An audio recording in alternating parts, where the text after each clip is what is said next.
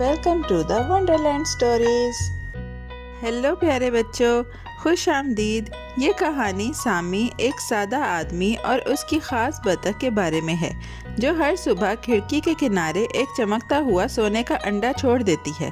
ایک آرام دہ گاؤں میں جہاں دھوپ شہد جیسی لگتی ہے اور ہوا نرم نغمے گنگناتی ہے، چھوٹی حیرتیں جیسے نرم گھنٹیاں آتی ہیں۔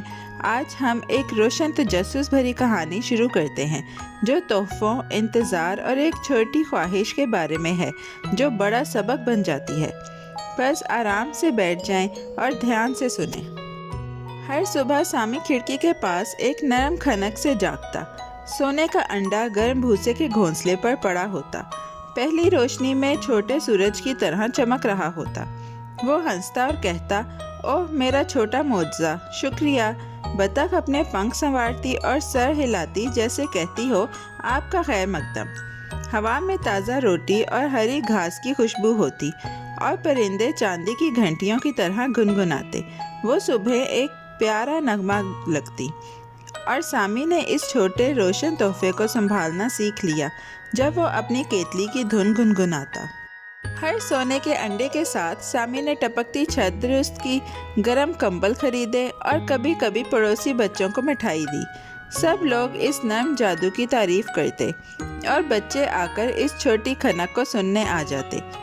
مگر ایک شام جب وہ ستارے دیکھ رہے تھے، سامی کے خیالات ایک بڑے سوال کی طرف بڑھنے لگے۔ اگر مزید انڈے بطخ کے اندر ہی ہوں؟ دل میں تجسس کی لہر اٹھی۔ اس کا ایک مہربان پڑوسی نور نے اس کے کندھے پر ہاتھ رکھا اور مسکرا کر کہا، آہستہ آہستہ بہت بڑا جادو ہوتا ہے۔ سامی نے سر ہلایا، حالانکہ اس کا ذہن پھر بھی ادھر ادھر بھٹک رہا تھا۔ اس دن سامی نے سب سے عجیب خواب دیکھا، سونے کے پہاڑ جو اس کی گلی سے نیچے گھومتے ہوں جیسے چمکتے کدو۔ اس نے چمکدار ٹوکریاں، مٹھائیوں کے ٹاور اور چمکتی سکوں کے پریڈ دیکھی۔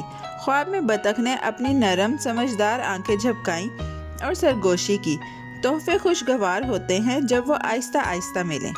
سامی اچانک ایک تیز چاہت کے ساتھ جاگا۔ اس کے خیالات جگنوں کی طرح بھرے ہوئے اور بے چین تھے۔ باہر کی دنیا پرسکون تھی، مگر اس کے خیالی دنیا بہت رنگین اور شور والی ہو چکی تھی۔ اگلی صبح سامی نے جادو کو جلدی کرنے کی کوشش کی۔ وہ گھونسلے کے پاس ایک خوش دھن گاتے ہوئے کھڑا رہا اور سرگوشی کی، اگر تم مجھے زیادہ دو تو۔ وہ تنکے کے نیچے جھانکا، بلبلے کی طرح تجسس سے۔ بطخ نے اپنا سر ٹلٹ کیا اور نرم آواز میں کہا، میرا تحفہ ہر صبح ایک ہوتا ہے دوست۔ سامی کی انگلیاں رک گئیں۔ تجسس نے اسے دھکیلا، مگر بطخ کی پرسکون آنکھوں نے یاد دلایا کہ ہر چیز کا اپنا وقت ہوتا ہے اور بعض چیزیں آہستہ آہستہ آنا پسند کرتی ہیں۔ سامی جاننا چاہتا تھا کہ سونا کہاں سے آتا ہے۔ کیا یہ تمہارے اندر چھپا ہوتا ہے؟ اس نے پوچھا، چہرہ حیرت سے گرم۔ بطخ مسکرائی اور نرم انداز میں سمجھایا، جادو اعتماد، خاموش مہربانی اور صبر سے بنتا ہے۔ میں صبح کی روشنی، گاؤں کی گرم جھپیاں اور تھوڑی مہربانی سمیٹتی ہوں، پھر ایک روشن انڈا دیتی ہوں۔ یہ بات سامی کے دل میں ایک نرم کمبل کی طرح لپٹ گئی۔ وہ پلک جھپکایا، تھوڑا شرمندہ اور تھوڑا سمجھدار محسوس کیا، جیسے ایک چھوٹا بیج جو اب سورج کی طرف دیکھ رہا ہو۔ جلدی چمک بڑھانے کے لیے سامی نے ڈور، چمچ اور ایک چھوٹا گھڑی والا آلہ بنایا۔ اس نے اسے فوری چمک بنانے والی مشین کہا۔ اس نے اسے چلایا، امید کی بارش آ جائے گی، مگر اس نے پنکھ اور ہنسی جیسی بھاپ نکالی۔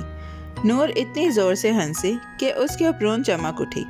بطخ قریب آ کر مشین کو چون سے ٹھٹکا کر دیکھنے لگی اور جیسے کہنا چاہتی ہو، کچھ خزانے جلدی نہیں ملتے۔ سامی بھی ہنس پڑا اور اس کی تیز چاہت آہستہ آہستہ خوش مزاج ہنسی میں بدل گئی جو پورے گاؤں میں پھیل گئی۔ ایک دھوپ والی دوپہر بطخ نے کہا، میں سرکنڈیوں والے تالاب میں تھوڑی سوچ کر تیرنا چاہوں گی، اگر تم چاہو ساتھ آؤ تو آ جاؤ۔ وہ خوفزدہ نہیں تھی، بس اسے خاموشی اور سکون چاہیے تھا۔ سامی نے سر ہلایا اور وہ پرسکون تالاب دیکھتا رہا جو آسمان کا عکس بناتا تھا۔ لہریں چاندی کی پٹیاں جیسی مڑتی تھیں اور ڈریگن فلائی نامی پتلے کیڑے چھوٹے رقص بناتے تھے۔ پہلی بار سامی نے سرکنڈیوں کی نرم دھن سنی اور تالاب نے اس کے دل کے سوالات کو ایک نرم جواب دیا، جیسے قدرت خود سرگوشی کر رہی ہو، آہستگی سے، مہربانی سے ساتھ۔ جب بطخ بیت کے نیچے آرام کر رہی تھی، سامی نے اچانک خزانوں کی مانگ روک دی اور چھوٹے مگر مہربان کام کرنے لگا۔ اس نے پڑوسی کا دستانہ سیا، ایک چھوٹے لڑکے کو سیٹی بجانے کا طریقہ سکھایا اور ایک خاموش کونے میں بیج بوئے۔ کارٹون جیسے پھول ہر اچھے عمل کے ساتھ کھلتے گئے، ہر نیکی پر ایک چھوٹی سی چمک۔ لوگ مسکرائے اور انہیں چائے اور کہانیاں دی۔ جتنا زیادہ سامی نے دیا، اس کا دل اتنا ہی گرم محسوس ہوا، جیسے نرم بارش کے بعد دھوپ۔ ایک سنہری شام سامی نے گرم روٹی اور شہد کا ٹوکرا لے کر آہستہ تالاب تک گیا۔ اس نے ٹوکرا رکھا اور سچ دل سے کہا، مجھے افسوس ہے کہ میں نے سوچا مجھے زیادہ چاہیے تھا، کیا تم مجھے معاف کرو گی؟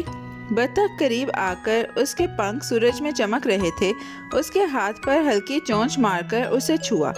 ایک خوش فک کے ساتھ اس نے اسے معاف کر دیا اور رس اور ہنسی بانٹی، اور ان کے درمیان جو خاموش بھروسہ تھا وہ ایک چھوٹا درخت بن گیا جس کی جڑیں مضبوط اور پتے روشن تھے۔ اگلی صبح خوشی کی ایک چھوٹی دھڑکن کے ساتھ سونے کا انڈا پھر کھڑکی کے پاس تھا۔ سامی نے نرم تالیاں بجائیں اور انڈے کو ایک روشن راز کے ساتھ تھاما، مگر اب اس کے دل میں ایک نیا خزانہ تھا، صبر۔ اس نے اس انڈے کی مدد سے بچوں کے لیے ایک چھوٹی کہانی کا کونا بنایا، جھولے کی مرمت کروائی اور اسکول کے باغ کے لیے بیج خریدے۔ گاؤں خوشی سے جگمگا اٹھا۔ سامی نے پایا کہ روزانہ ایک انڈا جب دوستوں کے ساتھ بانٹا جائے تو وہ مہربانی میں بدل جاتا ہے۔ اس دن کے بعد صبح کھنک اور مسکراہٹوں سے بھری رہیں اور سامی اور بطخ ایک نرم جوڑی بن گئی، جنہوں نے پورے گاؤں کو سکھایا کہ چھوٹے مسلسل تحفے کس طرح روشن چیزوں میں بدل سکتے ہیں۔ ہنسی، بھروسہ اور دوستی۔ اصل جادو صرف سونے کے انڈے میں نہیں تھا، بلکہ اس میں تھا کہ لوگ ایک دوسرے کی مدد کریں، صبر کریں اور خوشی بانٹیں۔ آہستہ آہستہ ان کی سب سے بڑی حیرت بن گئی۔ اور یاد رکھو، بہادر دل اور مہربان الفاظ دنیا کو بہتر بناتے ہیں۔ میرے بچوں، کیسی لگی آپ کو یہ کہانی؟ ایسی ہی مزیدار کہانیاں سننے کے لیے ہمارے چینل کو لائک، سبسکرائب اور شیئر کرنا مت بھولیے گا۔ Bye bye.